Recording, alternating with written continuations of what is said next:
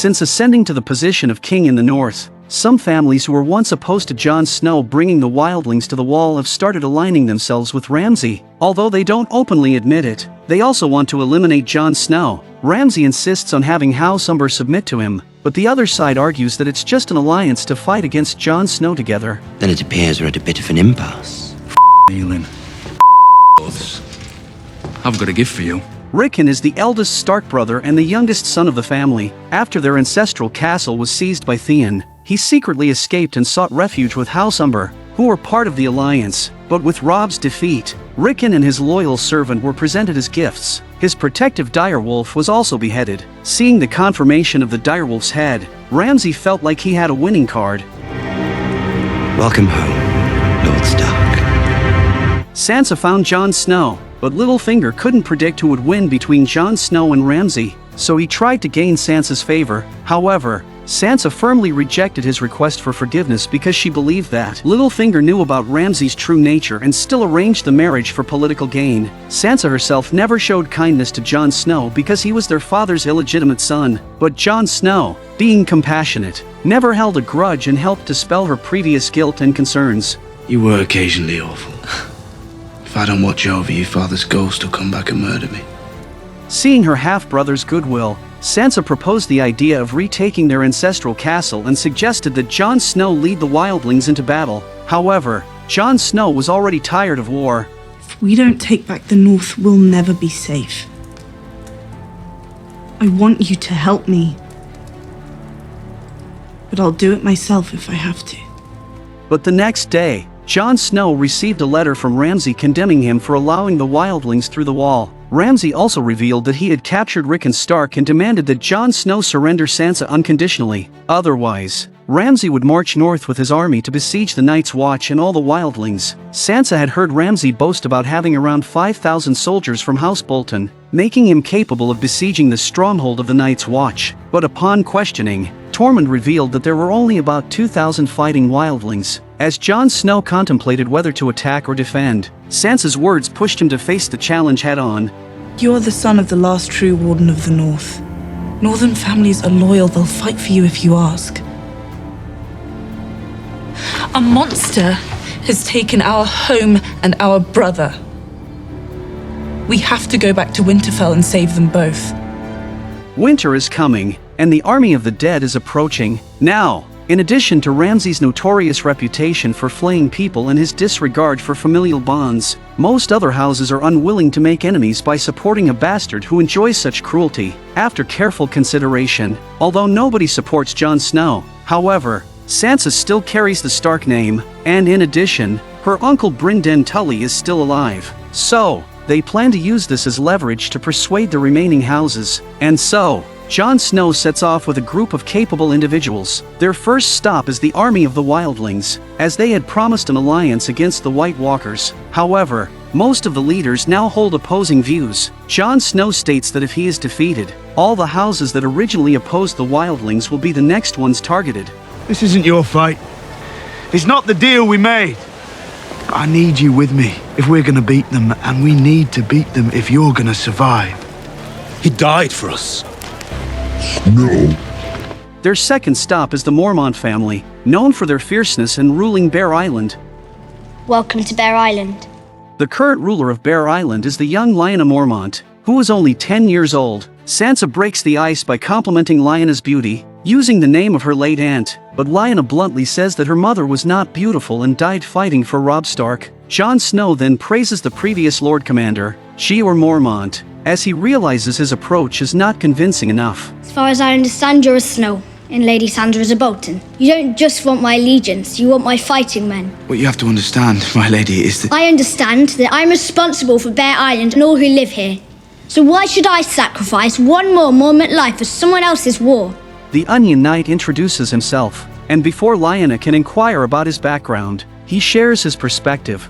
Being responsible for so many lives at such a young age, I never thought I'd be in my position. I was a crabber's son because Jeor Mormont and Jon Snow both understood that the real war isn't between a few squabbling houses. It's between the living and the dead. And make no mistake, my lady, the dead are coming. Jon Snow speaks of his own experiences and emphasizes that the fractured North cannot withstand the Night King's onslaught. He argues that they must unite to have any chance of survival. House Mormont has kept faith with House Stark for 1,000 years. We will not break faith today. Thank you, my lady. How many fighting men can we expect? 62. We are not a large house, but we're a proud one.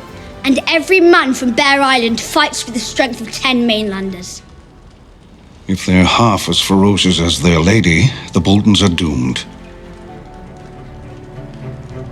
Although they gain the support of the Wildlings and Lyanna Mormont, when they reach House Glover and hear that they would have to ally with the Wildlings and face Ramsay, the clan chief firmly refuses Jon Snow. When we heard of your father's death, when my brother was lord of this castle, he answered Rob's call and hailed him king in the north. And where was King Rob when the Ironborn attacked this castle? When they threw my wife and children in prison and brutalized and killed our subjects? With the combined forces of the Alliance and the 2,000 Wildlings, they only have a total of 2,300 soldiers. Sansa, always complaining that the numbers are not enough, adds to the tension. As the Wildlings clash with the other houses, Jon Snow becomes increasingly impatient. After arranging the troops, the two bastards have their first encounter. Upon meeting, Ramsay demands that Jon Snow kneel and acknowledge him as the king in the north. He promises to spare his army and forgive the rebellious nobles of the north after they pledge loyalty to him. You're right. There's no need for a battle. Only one of us. Let's end this the old way. Facing Ramsay's challenge, Jon Snow outright refuses and states that Ramsay's army can be overwhelmed. He refuses to engage in such a risky proposition. Will you let your little brother die because you're too proud to surrender? How do we know you have him? Seeing that he had caught a hold, Ramsay immediately orders his men to throw out the evidence, confirming the direwolf as belonging to his brother. This further strengthens Sansa's determination for revenge. Later, Ramsay taunts and provokes each person behind Jon Snow one final time. In the morning, then. Bastard. Facing the impending battle the next day, the Onion Knight and Tormund make thorough preparations. However, Sansa begins to question Jon Snow's plan. She believes they should gather their forces first, knowing that her brother will die regardless. Rickon is Ned Stark's true-born son, which makes him a greater threat to Ramsay than you, a bastard, or me, a girl. We can't give up on our brother. But for Jon Snow, who values loyalty deeply, there is no hesitation when it comes to saving his brother. Furthermore, the available forces are limited. If Ramsay wins, I'm not going back there alive. Do you understand me?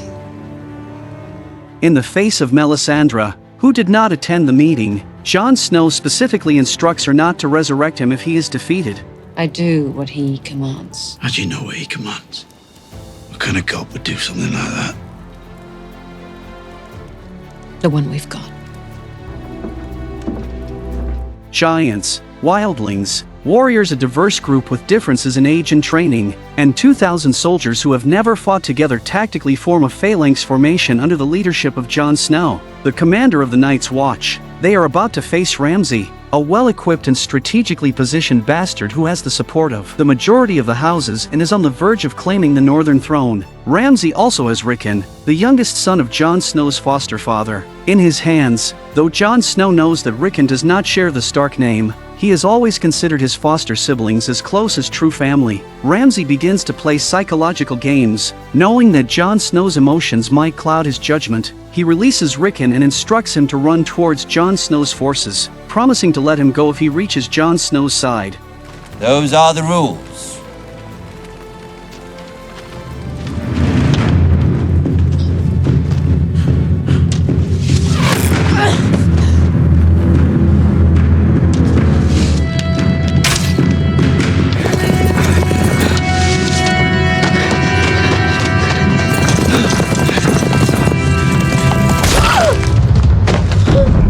Jon Snow's anger grows as he witnesses Rickon fall to the ground, struck by an arrow. Ramsay's intention behind this act is to test whether the opposing leader would be swayed by personal emotions.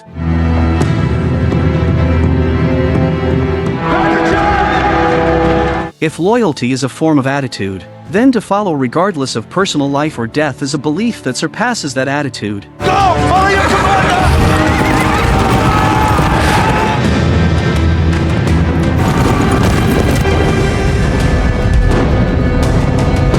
As the leader charges forward, all tactical considerations are abandoned. Ramsay's archers in the front line shoot Jon Snow off his horse, confirming their effective range once again.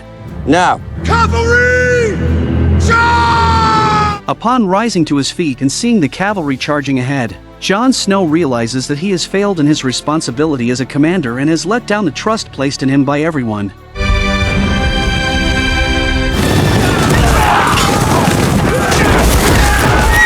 Although the hastily assembled team led by Jon Snow lacks tactical cohesion, but in this battle for survival, no one retreats, although the cavalry engages in a frontal clash. In order to gain an early advantage, Ramsay starts using long-range attacks to accelerate the pace of the battle, disregarding his own cavalry on the field. As Ramsay continues to inflict long-range damage, both sides' cavalry units are nearly depleted.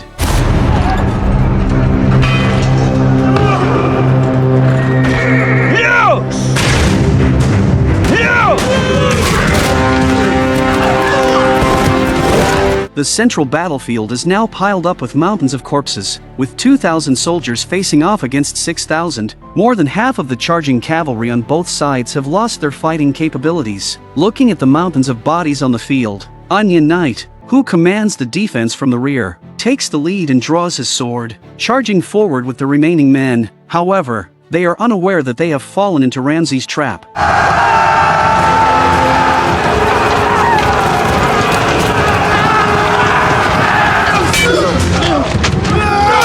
As the giants and infantry charge towards Jon Snow, Ramsay's forces begin to encircle them from both sides. Infantry with shields in the front and spear-wielding infantry behind them, they form a massive encirclement, taking advantage of the several-meter-high wall of corpses. Once again, impulsiveness leads to failure, and now everyone is trapped in the middle. The encirclement with the spears begins to push forward, and the circle with no way out becomes smaller and smaller. A few people try to climb over the wall of corpses to escape, but Ramsay's alliance of houses would never let anyone from Jon Snow's side go free. Helplessly, Onion Knight can only organize another breakout, and in an instant, everyone unleashes their full rage. Although they manage to deal with some of the attackers who rush in, they are like eggs striking against a stone when facing the impenetrable shield wall. The outer circle tightens its grip. Jon Snow's forces keep retreating, and the oppressive feeling of death grows stronger. Some people start to give up resistance and desperately rush towards the wall of corpses, because there might be a glimmer of hope on the other side of the wall. Everyone fights to squeeze through. Jon Snow, nearly suffocated under the weight of the mud, struggles to lift his head above it. The wounded giant, fighting against the odds, also resists with all his might.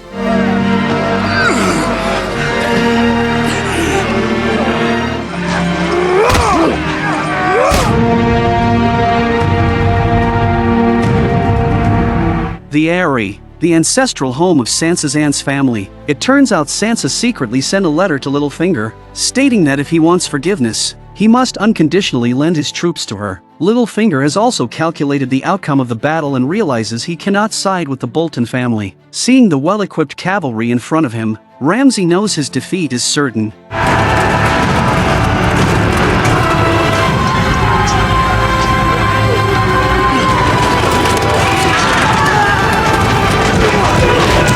Even in failure, he must save himself first. Ramsay, skilled in deploying troops, tastes the bitterness of defeat for the first time. After fleeing back to the castle without having time to fortify it, his slaughtered enemies pursue him to the gates.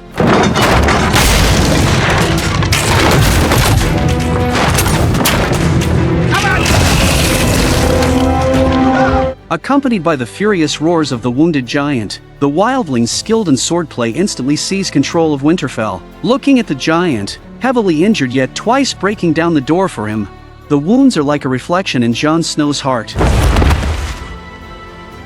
You suggested one-on-one combat, didn't you?